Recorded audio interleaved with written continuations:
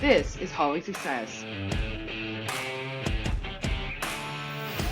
a podcast that focuses on operational excellence and logistics, diving into the real-world strategies, tools, and insights that help transportation and trucking companies run smarter, grow stronger, and scale with confidence.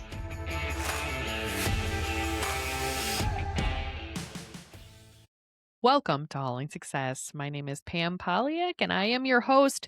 We are powered today by Amos TMS. So today's topic is going to be directly for those fleet owners who have employees, are looking to put on employees, or any variation of that, because we are talking driver files today. I know, the super crazy topic that nobody ever actually wants to discuss, and everybody's very confused as to what is actually needed. So we're going to go back to basics like old school printout forms. So if you are a fleet owner, have your pen ready. We are going to go through what I call the new hiring checklist. Now, I am not going to do your quoting of your FMCSA handbook, laws, rules, regs. I don't have it all. What I do know and what I do have memorized is that these files have passed with flying colors, both insurance audits and DOT audits. So I don't think they're wrong. It's kind of the whole gist of it, but it will break down the FMCSA handbook as to what is truly required. Obviously, there has been some updates and changes to things like the Clearinghouse and things that can get done online. And there are software systems that can be used, like 10 Street. We do use 10 Street now for helping us hire and sort through files. But obviously, as a small trucking company, that cost can be something you can avoid by just having the paperwork right in terms of files. So what I've got in front of me is the checklist, but I actually wanted to show you guys this. So these are the folders that have worked best, the ones that have the little like clasps on them. And then two different sides, and I'll explain why there's two different sides to them, but there's certain things that you want on the right side and certain things that you want on the left side to make the DOT audit as easy as possible. So I will go through all of it, kind of explain little pieces to each one, why you need each one, what's important to have for each one, and so on and so forth. So let's get started. The first one is obviously the application for qualification, right? So the application is also your general. You can find it online. FMCSA does have a base portfolio for these things. I'll find the link and put it down in the comments, but FMCSA does have at least a base to this. I would suggest putting it in Word, tossing your logo on it, putting your company information on it to make it a little bit more your own, because there are pieces that are going to apply just to your company. And we'll get into that for a second. But general application, we've got the company address filled out, that kind of stuff. So the big thing with the company application is what has the driver been doing, especially if you have an insurance requirement that they have to have at least 2 years of experience or 3 years of experience in kind of that standard age thing. So when it comes to the application itself, what the driver needs to be telling you and showing you is all their employment for the last 3 years. So 3 years of employment, but that includes McDonald's, the Burger Shack, warehouse manufacturing, doesn't matter. Any job that they have had, period, for the last 3 years. But then every driving job in the last 10 years. 10 years. 10. 1 0. 7, 8, 9, 10. People tend to forget that. Drivers get very lazy on it. They don't want to do it, especially those drivers that hop around a lot. That's generally the rule, right? You want 10 years of driving experience listed on your paperwork, okay? Which a lot of drivers tend to forget, shortcut. So you want to have a checks and balances to that piece, especially, but it's showing the driving experience. What type of straight truck, a box truck, 53-footer, rail, whatever, have they been pulling double, singles, that kind of stuff? What kind of experience? Now, and on the application itself, there is, I don't know that you guys are going to be able to see this, but we're going to wing it. There is a section that talks about accidents and stuff. accidents and traffic convictions. That's what I meant to say. So then we are going to turn around and double check that information against the MVR that you're going to pull. So you have to pull their MVR from the state that they hauled or state that their license is in. Man, I am fumbling through this today. We are just going to keep going because I don't want to re-record this, and you can just stick with this or not. The accident record and the traffic violations need for the last 3 years need to match what the MVR pulls. So that's a quick double check to what they're filling out on the application to what you have in terms of information when you pull their MVR. So this is, again, a very standard application. They're signing off that they're an applicant, that they respond to it. So that's the first one. So write this one down. They need to have an application. The application needs to show their driving history is one of the key, most important parts. On there, it also suggests having the section of like a primary emergency contact. What if this driver gets into an accident? We need to know who to call, what family member they want us to contact, that kind of stuff. Because God forbid something happens and you have no clue how to checks and balance that. All right. Number 2 is driver's safety history. Now, this is something that a lot of people forget. A lot of people don't want to do. A lot of people find annoying. What it is a piece of paper. Again, there is different ways to do this. 10th Street has it within their system to kind of do automatically when they fill out their job history. But it's basically signing off. And the purpose of this originally was to make sure that the drug and alcohol checks and balances were done. Now, the Clearinghouse kind of replaced a big chunk of that.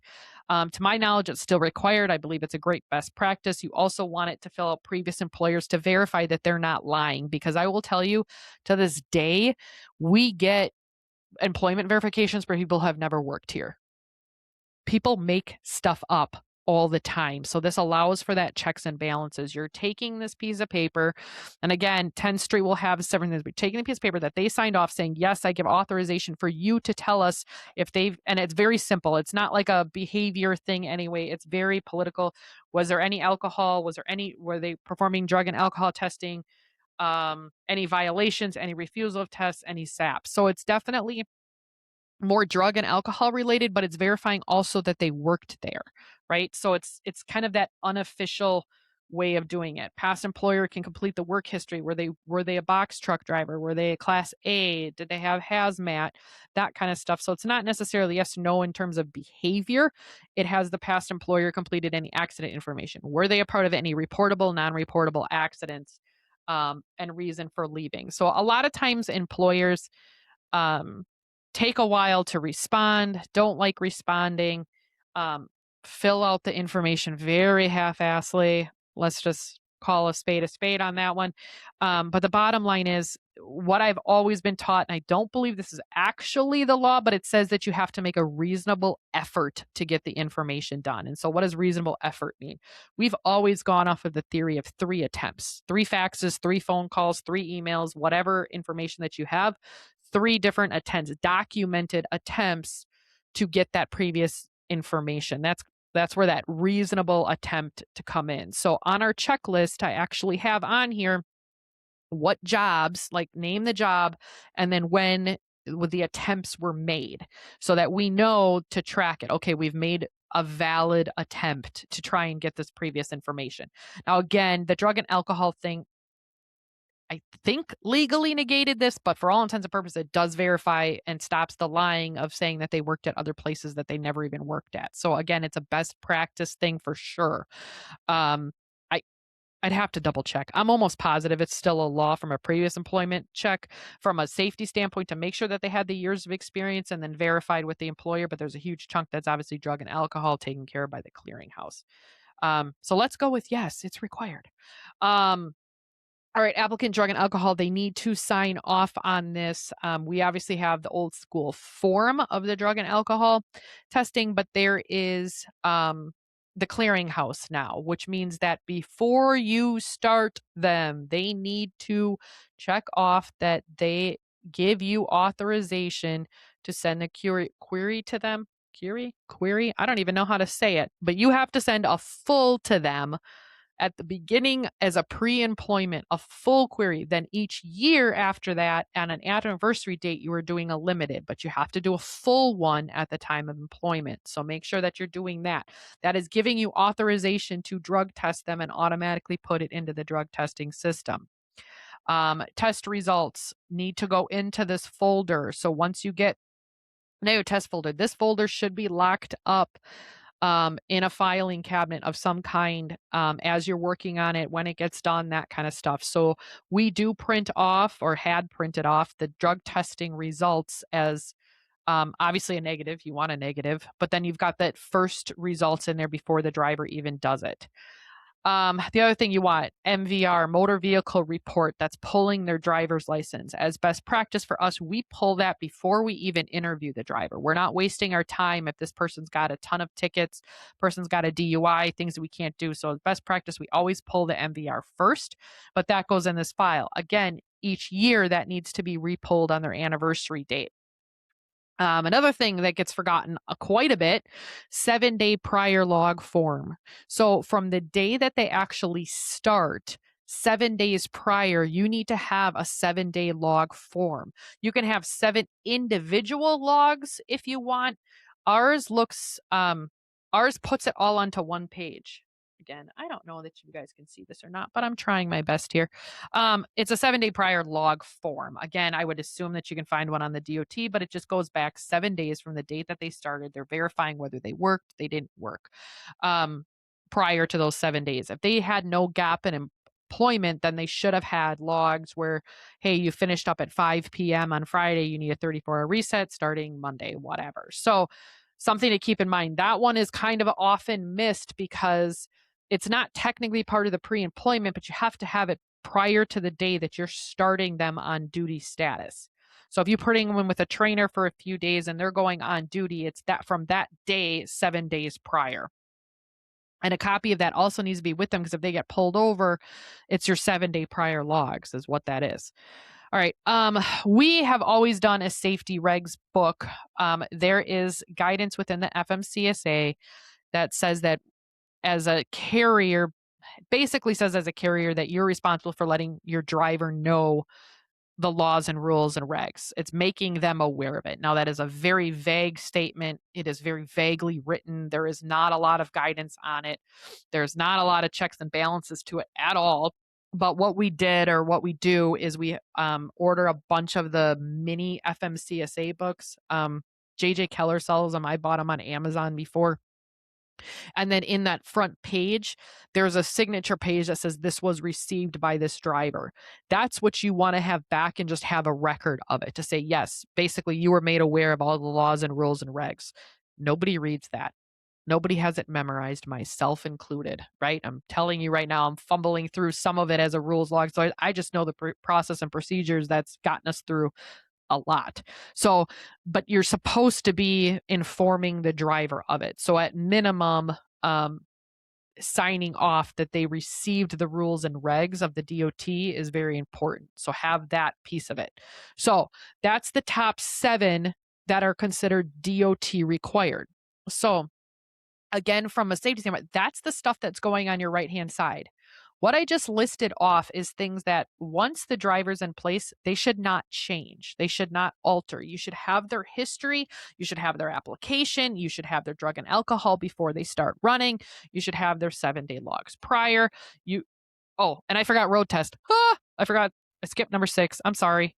So number 6, road test. Again, there is an FMCSA website that has a road test form to it, but it's 2 different things. You need the road test form filled out, but you also need the certificate of completion of the road test given to the driver. So there's a lot of different guidance on this. I would 100% make sure that you are doing a road test. I don't care if this is your buddy's best friend, a guy you've known since whatever, he went to any one of these schools that are around the corner. Make sure that you're giving the road test and following the form along to understand exactly where the driver's at, because the last thing you want to do is put an unsafe driver in the road. Oh, he can drive straight. Cool. So can I. Did you have him back into a dock? Oh, he's been driving for years. Yeah, but he's only been doing drop and hook. He has no idea. He's never gone over a scale. He's never done any of those. Have those part of your road test. Now, there's a very standard, simple compliance piece. Again, you can find that form on the FMCSA. We have a very detailed form that we have used through Great West Insurance for, I don't know, 20, 30 years, whatever it is. It's very detailed, sometimes a little bit too much, but it sets a standard. The other aspect of this that you could use as a company to ensure that is that road test then becomes a roadmap for improvement. What were things that they weren't exactly great at? Not enough to fail them, but enough to be like, hey, I want to see some improvement if I do another road test in 30 days, or that we don't have, you have a benchmark for it, especially if they're newer and you're willing to train and you're starting to train and those kinds of things. You want to use that information as a benchmark from the road test form. But the driver gets the certificate. 100% keep a copy of it.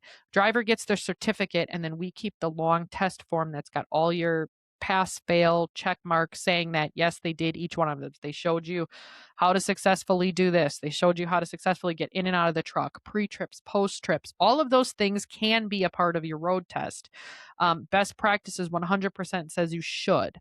So just keep that in mind. So there's a total, again, of 7 things that need to go under the column of DOT required. These are 7 things DOT required. You ready? Application for qualification. That's oftentimes a few pages long. That gives your work history. The driver's safety history. That's the verification with the previous employers to say, yes, they were drug tested. Yes, they ran a Class A. Yes, they were box truck, whatever it was. You're getting that verification that, in fact, that they did work there. They were under drug testing programs. They didn't have a fail, so on and so forth.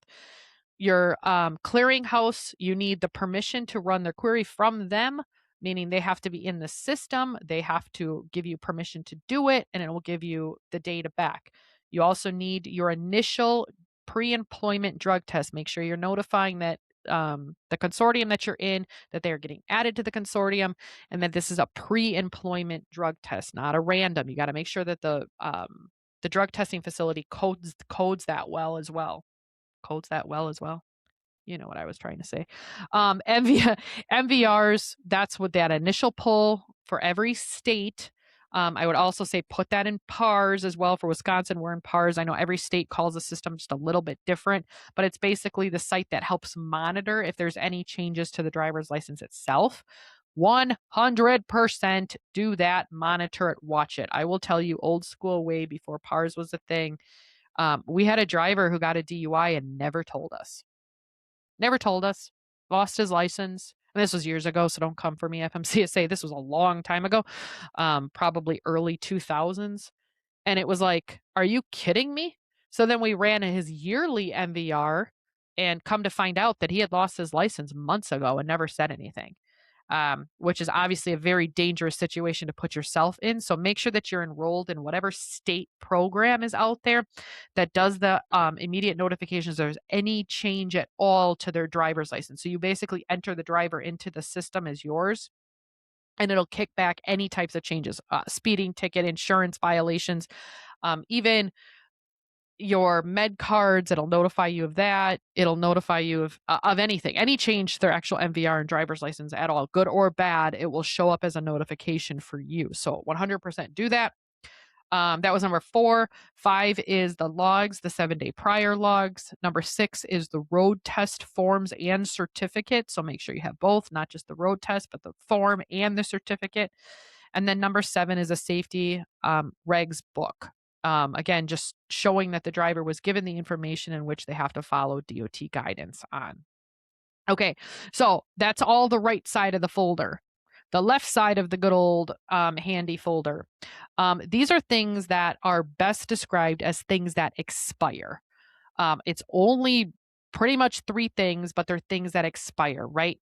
Your driver's cert and your annual review. It's a verification of any violations that that driver had. That one has gone back and forth as to whether we should continue doing that. There's some guidance that says we don't need to do it anymore as long as we're pulling the clearinghouse every year and as long as we're pulling the MVR each year, that they don't necessarily have to sign off on it. Again, I'm more of old school. Let's stick with the best practices of what worked. Have the driver sign off on it, just saying, yep, I didn't have any violations. I didn't have any change to my license over the last 365 days. Here you go. So that expires each year. Medical exams cert, obviously that can expire up to 2 years, depending on whether they got a 6 month, a 2 year, 3 month, whatever it was from a med card. And that you're also verifying the doctor. Now, that rule as well went away when the doctors took over adding the med card to the DOT themselves. But again, their forms, you still want a copy of their medical certificate.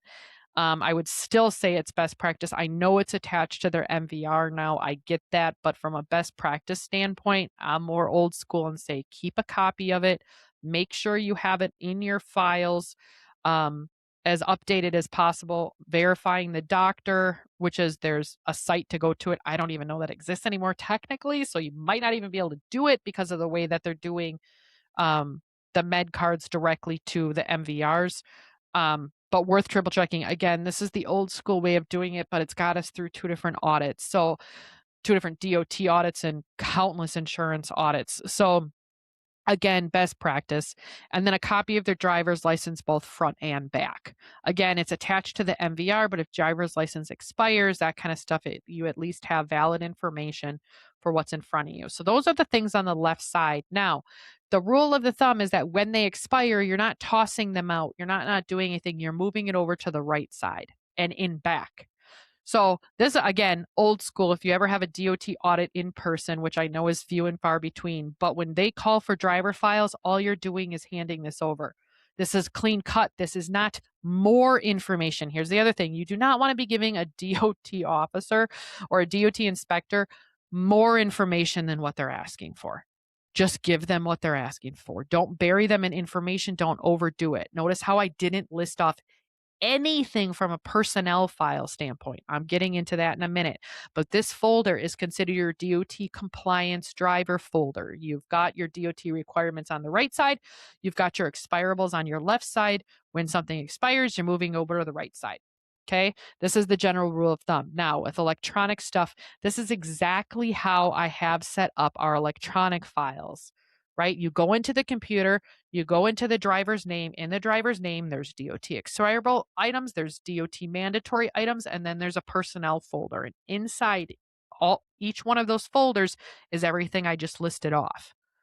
That's the type of organization that you are going to want, because even if you do the audit remotely, all you're going to do is upload that entire file. You know it's right.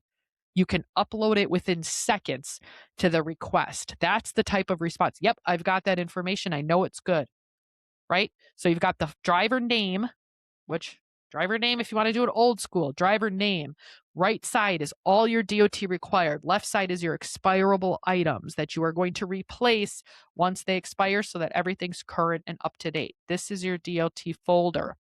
Now, want to go into, obviously, there is non-DOT required documents that are either required for the state, required within your company and organization, and certainly best practice things. So I'm going to go through those now. There's 9 of them total. And again, some of them might not apply to everybody, but I want you to definitely write them down, take them into consideration. So, number 1, we use what we call a possible new hire form. So, it's that initial form that we use when the driver calls in to say, hey, I'm looking for a job. Are you guys hiring? Here's my information. It's got their CDL number. It's got their preferred hours. It's got the position in which they go. Then it's got notes on it about what money they were offered, what rates they were offered. It's kind of an HR type summary of the initial phone call leading into the actual interview process, and then what the conclusion of that is. So that can really look however you want to look. That's also where we've got the emergency contact information, the general, if they're an owner operator, their general business information on there.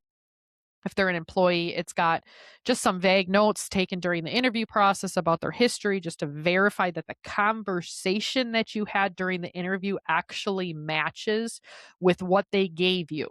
So if they're messaging you and responding in an interview saying, yep, I had this much rail experience, I've got this much reefer experience, I've got this much dry van experience, and then you're looking at their application going, that doesn't match at all. right? That should be a red flag to do some double checks. Did they exclude certain companies from their history? Certainly possible. They do it all the time. So just some double checks and balances to that. But again, a possible new hire form is what we call it. You can call it whatever you want. Again, it's for your record, but it's kind of that initial thing. The other part that's kind of come in handy about it, even if you're not prepared to hire that driver necessarily right then and there, you can keep a list of them, a copy of them, scan them in, have them in your email, have them in a folder to say, hey, this guy was looking for night work regional. I didn't have it at the time. Now I do. Let's give him a call and see if he's still available, or poach him for all intents and purposes, right? This industry is, especially right now, getting a little shaky on the drivers. So gives you an opportunity to then kind of grow a database of potential drivers that you can go back to. Same thing. It's got their contact information. It's got their email. It's got various things from that end. Number two, we obviously have banking information, direct deposit forms, that kind of stuff. Number three, we have a corporate policy statement. So that is basically the gist of what our company stands for, general requirements. That's not the full handbook. I'll get into that in a second. But it's a good chunk of it. It kind of summarizes the basic abilities to be a driver, to be a Polyak driver. What are the things that we want to have you stand for? We will not tolerate. It kind of becomes like your mission statement, I guess, so to speak. Again, this is just a preference, but it kind of elevates your company a little bit. This is the mission statement. This is the standard in which we are going to operate against. You're signing off on those standards, including safety, so on and so forth. The next two, well, actually three, are technically your state forms, whether you're an I-9, a W-2, Social Security cards. You need that other identification for employment practices, that kind of stuff. So that those three are your state forms, federal forms that have to fill out with what's your withholding, your W-2, 1099, those kind of things. So you need to make sure that you have those from a government standpoint. We have insurance on the list as number 7. Insurance, whether they accept or deny it. Were they given the insurance as an employee, as a 1099 owner operator? Did they get the Zurich insurance, OCT coverage? We also offer some less formal insurance like AFLAC they can get through us. And so that's whether they're accepting or denying that insurance. We've got that form with us. Number 8 is not a government requirement. It's a DOT thing. It's not a government requirement, although it's certainly a best practice, is looking up their PSP, which is pre-employment screening program, I think it is. But bottom line is, a PSP is what you're looking up, and they have to give you permission to do this. So they have to sign off permission before you do it. But you're looking up what they did in terms of roadsides. So it'll be all of the roadsides associated with that driver. Whether they passed, failed, got a violation for a flat tire, a light being out, mirror being out, doesn't matter. What does that look like? So you're going to want to run that report. Again, your checks and balances become, did they get a violation at a company and an out of service at a company that they don't even have on their application? Again, you're checking and balancing the information that they're continuously giving you on different levels for different reasons to making sure that matches. Does that match what the interview said? Did he say anything about this? He's an owner operator and it looks like he's got 6 out of service. Well, that's an issue. Now you've got a problem with the truck. You can like the driver all you want, but if the truck is the problem when you're putting on an owner operator, you don't want to have that issue. So run that PSP report. It's not something I put in the DOT folder. You certainly can, because they're not going to ask for it because it's just a best practice thing. It does show a level of due diligence from a DOT standpoint and a safety standpoint, so it's not going to hurt to have it in this folder. But we put it in the other one just because, I guess. And then number 9, the final one inside the folders, is the receipt of the drug policy and employee handbook. I'm going to touch on that for just a second. Handbooks are crucial, and they are something that are very much overlooked. Handbooks have saved us from different lawsuits, saved us from unemployment claims, saved us from best practice lawsuits, things like that. A handbook is crucial. And the thing about a handbook is that I couldn't even tell you how many versions we've had, how many changes we have. A driver does something and you're like, crap. I don't have that in my handbook necessarily anywhere. Your handbook, I technically have three. So I've got the drug and alcohol one. I've got purely an employee handbook because my owner operators are separate, right? So I've got an employee handbook that's got the best practices in terms of vacation policies, time off requests, um, standard employee practice type stuff. Then the other one is a driver compliance one. So all drivers get the driver compliance one and the drug and alcohol, and then employees get a third one that is employee best practices, where you can tell them more to do. As owner operators, independent contractors, you've heard me talk about it before. It gets very fuzzy as to what you can mandate for an owner operator versus an employee, but still fall under the guidelines of the FMCSA, and DOT don't care. Those drivers in their mind are exactly the same because you're running under your DOT. State requirements are different, so that's why we break them out. Okay. So you've got your employee handbook, your driver guidelines handbook, and then your drug and alcohol. Drug and alcohol goes across the board to all drivers. Um, that thing is hefty, and it seems stupid to be hefty, but there is a lot of legal kind of guidelines and best practices and things like that, where you have to tell the driver what type of drug tests you're going to do, what consortium they're part of. There's different breakdowns as to if the testing material, right? Your urine is put into different things, and the roadmap to it. It's very strange, all the things that you need. Again, I would strongly suggest finding that off the FMCSA. You should find some general. Talk to your lawyer, talk to your insurance company about that one. That also should be a huge resource. My insurance broker has helped me do a lot of that, so use them as a resource to help with that aspect of things. They're not lawyers, but you're going to want to just have that separate. So you've got your drug and alcohol policy, letting them know that you have a right to suspicious activity, you have a right to random drug testing. This is where you're going to test. These are the locations. You also have the right to test on accidents and any other policy in which that you as a company put in place beyond what the DOT wants. You can put that in there as well. So you've got the drug and alcohol, you've got the employee best practices, which again, your vacation days, holiday pays, bereavement pay, time off requests, if you're an at-will state or not, that kind of stuff. And then you've got your driver policy one. Now, your driver policy is the safety requirements that are across the board within your company. You want to have them sign off that they understand that they have to do a pre and post trip. You understand that they have to wear slip resistant shoes, 3-point contact. What's your fueling requirements? Like, what's the requirements as a whole across the board? Time off requests. Again, you're not talking about the pay from the employee because you can't pay a 1099 for time off, but an employee is on the employee handbook. But now you're talking about practices within your company that all drivers need to pay attention to. Call off policies, disciplinary policies. Again, owner operators are going to fall under a different skew when it comes to disciplinary things. You don't have to write them up. They're 1099, they're contractors. You can work them, you can not work them.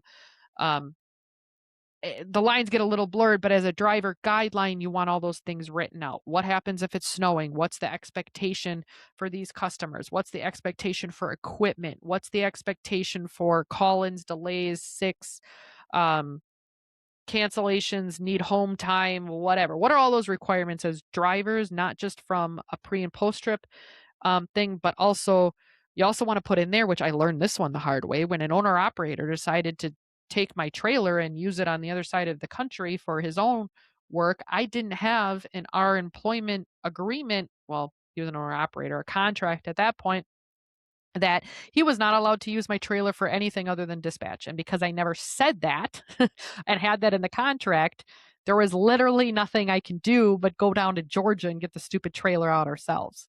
So it was a mess. The police wouldn't do the stolen trailer, this, yada, yada, yada. So that was a mess. But it's things like that that add up over the year. What are your best practices? You want them to sign off on that. The other piece to that, especially from an employee standpoint, when they're signing off, I will tell you, every single time someone has tried to file an unemployment claim on us or trying to get unemployment benefits, we have had to supply them with the handbook signature that they acknowledge that they read the handbook, and then what part of the handbook applies to the reason that they were terminated. Okay, so whether it was a layoff, whether it was a termination due to excessive behavior, lates, bads, whatever, you also have to have that in your employee guideline. Are you writing them up? Is it a 3-strike policy? Did you follow the 3-strike policy? Is it a no call, no show, no job policy? What I put in there in a lot of cases is I do write those all out. And then I say, including but not limited to termination.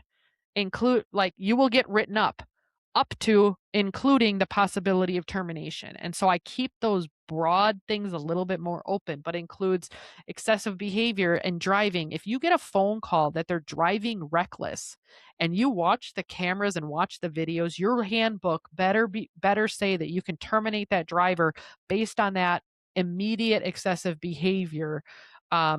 Violations, what happens to overweight tickets, what happens if there's damages to the equipment, all of that stuff need to be in your handbooks, so that you're covered as an employer. Remember, at this point, when you start to bring on a driver, you are no longer just a trucking company and a guy who owns a truck. You are a business that are employing people, right? And so with that comes the burden of proof, especially in the state of Wisconsin. We have the burden of proof to show that we had every right to terminate them. We've won a lot of them. We have lost a few on frivolous, stupid stuff that some states are just more employee friendly than employer friendly. But these checks and balances are important to help avoid some of those lawsuits, some of those things that might come up later, some of those disciplinary things. Oh, shoot, I only have in my handbook that the first violation is a write-up, but he caused so many issues, you want to fire him. Well, now you've got an issue because your handbook doesn't say you can. Now you can, especially if you're at a at-will state, but if you're not an at-will state, now you're doubly screwed. So handbooks are super important. Again, it's very overlooked. And the hard part about handbooks is that throughout the years, I couldn't even tell you again how many different versions we've had. Every time something happened with a driver, you're like, crap, I didn't have that in my handbook. It is so hard to think of all the BS that some of these drivers can come up with in different scenarios. And well, this isn't in a handbook. I've had drivers request different things. Oh, I need to verify this with the handbook. Like, you just never know. There's people on the other end and everybody's got an opinion. Everybody's got a different way of looking at things when it comes to those handbooks, but it is crucial that you get the signature that says that they acknowledge that they can get drug tested. They acknowledge that they know that they should be doing pre and post trips. They should be following certain safety guidelines. They acknowledge your company's own best practices in terms of time off requests, take home things, that they understand those things. You can have them sign it in one big page, go through it with them during an orientation, any combination of that stuff, but acknowledging that and having it in your file, because you never, every single time, we're a state of Wisconsin, but every single time we've had an unemployment, that is the very first thing the state asks for. Send us his signature and the employee handbook stating that follows the guidelines to why he was terminated. Okay? So just keep those things in mind. All right, that is literally everything when it comes to driver files that we have ever had. Again, we kind of piece the thing. There's one other thing that I want to bring up, the passenger policy thing. Make sure, and this has saved us again from a lawsuit. We had, unfortunately, an accident. This was probably late 90s when this happened. But we were running shuttles from Wisconsin up to Minnesota, up to the Twin Cities, and a driver lived at the halfway mark, and he would take the later half. So he was in Sparta, Wisconsin, I believe, Toma area. And then would take the load back to Wisconsin, meet the shuttle driver, come back and forth from the cities to that halfway meeting point. Well, he had turned around and had his wife come with him. He ended up having a heart attack, crashed the truck, flipped it over into a ditch, and it wasn't until about 10 a.m. the next morning that anybody found them, and they had both passed away. So she had died from the accident impact. He had died from the heart attack. Which was an extremely unfortunate situation. Obviously, that was before GPSs and telematics were telling us anything about trucks and that kind of stuff. So we had no idea that any of it happened. But the bottom line is, in that situation, unfortunately, they left behind 5 kids. The parents to the wife sued us um, for her death, or tried to. Let me rephrase that, tried to. And it got denied pretty early on because he had signed off that he knew he was not allowed to have passengers in the truck. We did not have insurance for passengers. We did not have team drivers.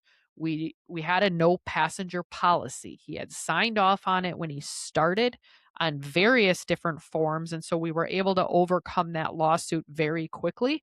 However, it could have been bad. So if you guys waver on that no passenger policy form, if you guys aren't sure if your insurance covers a passenger, then make sure that you guys have that. We're talking kids, we're talking spouses, we're talking adults. It doesn't matter. You need to understand and have your drivers understand that if they choose to put somebody else in the truck, what coverage that other person has at the time. And that includes animals too. We haven't personally had an issue with animals, but I know other companies who have had. If there's an accident and the dog dies, what happens?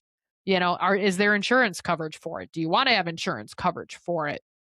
As an employer, I would think not, but if you're allowing pets, what does that look like? So you've got to talk to your insurance people about that as well. Okay, so from a driver file standpoint, these things are not only your DOT requirements for pre-starting your driver, as well as continuing those expirable items, but it's also a level of protection as an employer going into any situation in which you're unclear might happen, right? There's accidents, things happen every day in this industry, and you want to be able to protect yourself with the right paperwork at the time that it's done.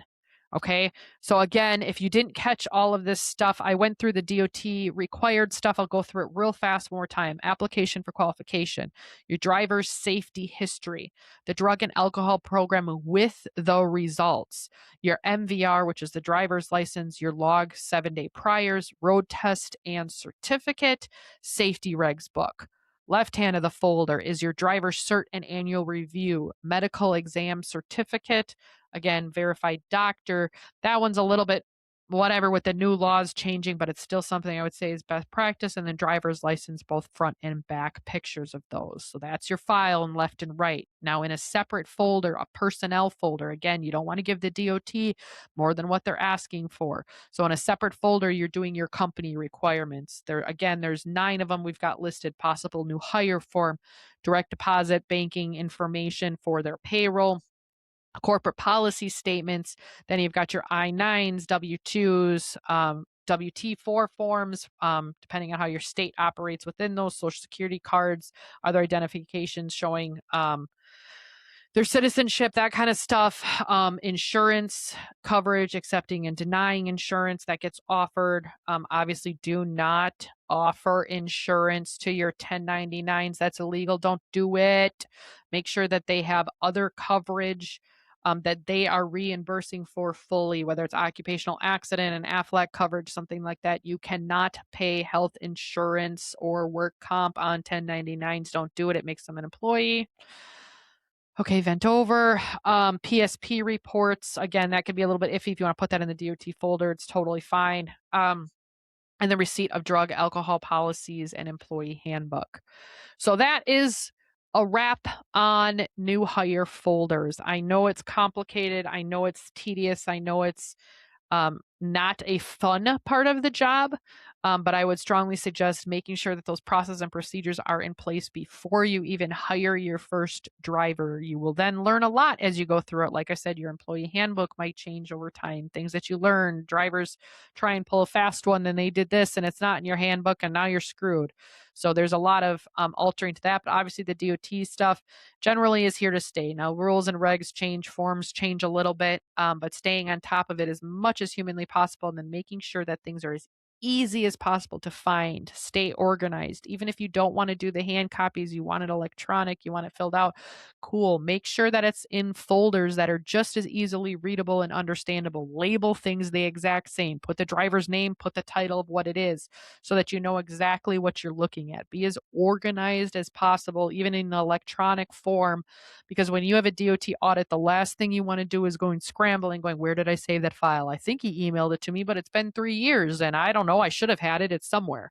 That's the last thing you want to do.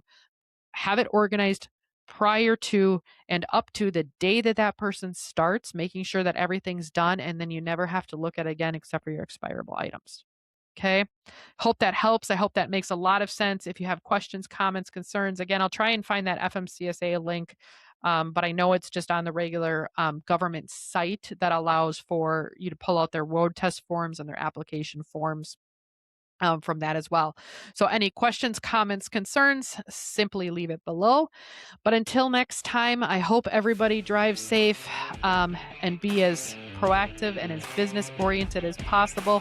And everybody's out there enjoying those increase in rates. Have a good one, everybody. Bye.